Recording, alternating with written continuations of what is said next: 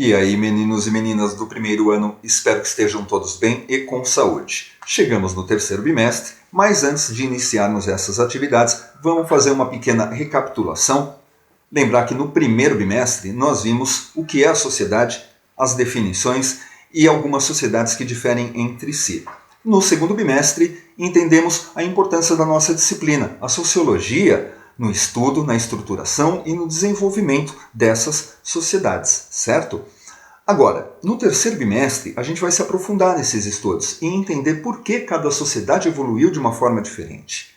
Mas antes disso, a gente precisa se situar no nosso lugar no planeta. A humanidade não é a única espécie a formar uma sociedade. Outros animais, outras espécies, milhares delas, formam sociedades independentes da nossa, geralmente dentro da natureza bruta. Os cães e os gatos formam sociedades, mas essas sociedades estão vinculadas a nós. Eles convivem conosco, fazem parte da nossa família, não são um exemplo que possa ser usado para definir o que a gente quer nessa nossa abordagem. Vamos pensar em espécies alternativas, bem alternativas. Vamos citar 4 exemplos aqui: abelhas, formigas, leões e baleias. E vamos falar sobre cada um deles. Se você procurar vídeos no YouTube a respeito de sociedades das abelhas, das sociedades das formigas, da sociedade das baleias ou dos leões, você vai perceber características comuns a todas elas. Uma delas é a preservação da espécie. Entre abelhas e formigas não existe conceito de família. Por quê? Quem produz todos os indivíduos da colmeia ou do formigueiro é uma rainha. Um único indivíduo que coloca milhares e milhares, às vezes milhões de ovos, e todos esses ovos se tornam operárias, ou polinizadoras, ou soldados. Existem várias classificações dentro desse universo dos insetos, certo? Mas você percebe que existem instintos de preservação em ambos e que um senso de organização se faz presente nessas sociedades. Se você cortar a colmeia de uma abelha, você vai perceber que cada um daqueles buraquinhos onde fica armazenado o mel ou os ovos da abelha rainha, você vai perceber que todos eles têm o mesmo formato, todos eles são construídos com uma arquitetura, uma engenharia tão perfeita que fica difícil para a gente, que é ser humano, copiar. Mas eles fazem isso não por inteligência, por instinto. Um instinto que evoluiu no decorrer de milhões de anos. O mesmo instinto que tirou a gente lá das cavernas e fez a gente construir cidades onde pudéssemos habitar e formar as nossas sociedades. Exatamente da mesma forma que as formigas que criam lá aqueles formigueiros gigantes e vivem em conjunto, nós também fazemos isso. No entanto, a nossa sociedade não depende de uma rainha. O núcleo da nossa sociedade é a família. Então, cada família é responsável por si e todas elas, como nós sabemos, formam uma sociedade que coexiste, convive com diversos fatores de interdependência, ok? Por que eu falei de baleias? Baleias são mamíferos, vivem na água e esse mesmo instinto de família também existe nas baleias. Olha que interessante, elas nunca vão poder desenvolver uma tecnologia, porque a tecnologia depende do fogo, ok? Para você desenvolver uma tecnologia, você precisa antes dominar o fogo. Isso não é possível dentro do ambiente aquático. Então, a família das baleias cresce de forma diferente da nossa. No entanto, tem vários instintos e conceitos que elas compartilham conosco. O amor familiar, a presença do pai e da mãe cuidando dos filhotes, a amamentação, as brincadeiras, os primeiros sons, a primeira comunicação. As baleias elas não emitem sons, mas elas se comunicam por radar e elas conseguem criar todo um vocabulário de comunicação onde elas podem dizer se estão felizes, com fome, com medo, com sono, se devem viajar, se devem se aproximar ou se afastar, quando é hora de comer, quando é hora de dormir. Tudo isso elas conseguem emitir através de radares. São grandes famílias de baleia, exatamente como as nossas famílias aqui, quando você reúne todo mundo para o Natal, e elas vivem dentro de um ambiente marítimo. Existem muitos instintos compartilhados entre a família das baleias e a família humana.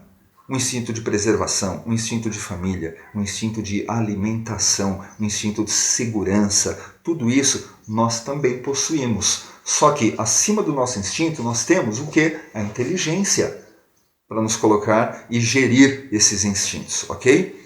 Vamos falar da família dos leões. É a mesma coisa. Você vê o leão nascendo, a mãe cuidando, o pai caçando, os filhotes se amamentando, eles crescem, começam a brincar, eles brincam igual os gatinhos que a gente vê na casa do vizinho, na nossa própria casa. E quando eles crescem, eles se tornam adolescentes revoltados, igual os adolescentes que a gente conhece aqui também, né? E por quê? Eles estão desenvolvendo hormônios, e quando você desenvolve hormônios, a sua cabeça fica a mil coisas diferentes passam, existem necessidades sexuais que passam a surgir, necessidades de imposição, porque você vai se tornar um adulto, você precisa começar a se comportar como um. Mas o leão não sabe disso, o leão só vive por instinto, e com base nesse instinto ele cresce e se fortalece para dominar o seu próprio grupo e formar a sua própria família. Nós não dependemos da força, nós não precisamos que um seja mais forte do que o outro para constituir uma família. Qualquer um consegue constituir uma família, porque nós, seres humanos, diferente das abelhas, das formigas, do leão e das baleias e de qualquer outra espécie, desenvolvemos raciocínio e com base nesse raciocínio nós conseguimos embasar, dar base, sustentação para os nossos sentimentos e para as nossas emoções.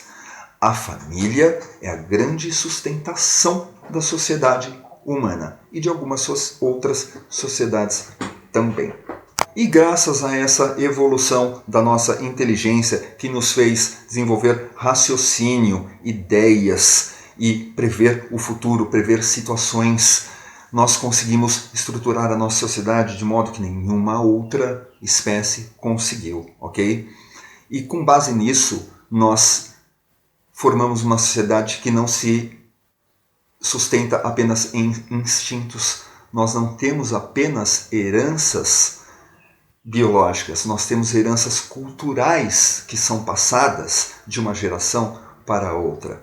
E cultura é uma coisa que nenhum outro animal na Terra possui, só o ser humano. Só nós somos capazes de criar e apreciar a música criada. Só nós somos capazes de pegar um pincel ou um lápis e formular um desenho retratando a realidade ao nosso redor. Só nós conseguimos criar poemas. Só nós conseguimos escrever um livro. Então a arte, ela é uma característica intrínseca do ser humano e de nenhuma outra espécie. E a arte surgiu quando nós ainda éramos muito pouco evoluídos. As primeiras manifestações de arte que nós conhecemos surgiram lá nas cavernas. Vocês já devem ter visto algum vídeo mostrando uma pessoa explorando a caverna, encontrando aqueles desenhos chamados rupestres, desenhos com milhares de anos, criados para definir a realidade que envolvia o homem das cavernas. Então você vê lá desenhado nas paredes da caverna alguns animais como bisões, leões, lobos, garças e às vezes árvores, bebês, famílias. Tudo isso era retratado nas cavernas como as primeiras manifestações artísticas do ser humano. E essas manifestações, elas ocorrem até hoje e elas se tornam herança. A música é uma herança do ser humano da mesma forma que a pintura, a escrita e qualquer outra manifestação artística, como a dança também. Mas não é só isso. As nossas heranças culturais vão muito além disso. Nós temos a política. A política exerce um poder enorme nas sociedades. Na verdade, a política é quem molda as nossas sociedades. Porque países com políticas diferentes podem se evoluir, podem se desenvolver mais ou se desenvolver menos. Existem políticas ditatoriais e existem políticas democráticas. E além da política, nós temos também a religião. O ser humano é o único animal que possui um Deus. Os cachorros não têm um Deus, os gatos não têm um Deus, as abelhas não têm um Deus, eles não rezam para ninguém. Só nós fazemos isso. E o interessante da religião é que ela também é uma questão geográfica. Porque você, nascido aqui no Brasil, reza provavelmente para Jesus Cristo, para o Deus cristão. Mas lá na Índia, eles rezam para 100 deuses diferentes. E lá na China, eles rezam para Buda. Então, tem muitos deuses diferentes espalhados por aí e cada região geográfica vai basear a evolução da sua sociedade na religião daquele lugar, ok? Se você for pensar em religiões muito fechadas, muito radicais, como o islamismo, que lá no Paquistão ou no Irã proíbe inclusive as mulheres de mostrar o rosto, elas são obrigadas a usar burca, só pode mostrar o olho só. Essas religiões são tão radicais que atrapalham o desenvolvimento da sociedade, ok? Isso não existe entre os animais. Não importa se a abelha vive na América do Sul, na América do Norte, na África ou lá na Ásia. A colmeia é igual. A estrutura da sociedade das abelhas é a mesma, seja qual for a área do planeta que elas habitem. O mesmo com as formigas, o mesmo com as baleias. Não vou dizer o mesmo com os leões, porque leão só existe na natureza lá na África. Mas toda a família de leão segue o mesmo preceito, baseado apenas em instinto. Eles não possuem herança cultural. Com base em heranças naturais e heranças culturais, vai ter uma série de atividades lá no Classroom e nos grupos de WhatsApp que o professor criou para vocês entregarem. Tá legal? Essa é a primeira atividade do nosso terceiro bimestre. Continua com a gente, permaneça em casa e se cuide, tá bom?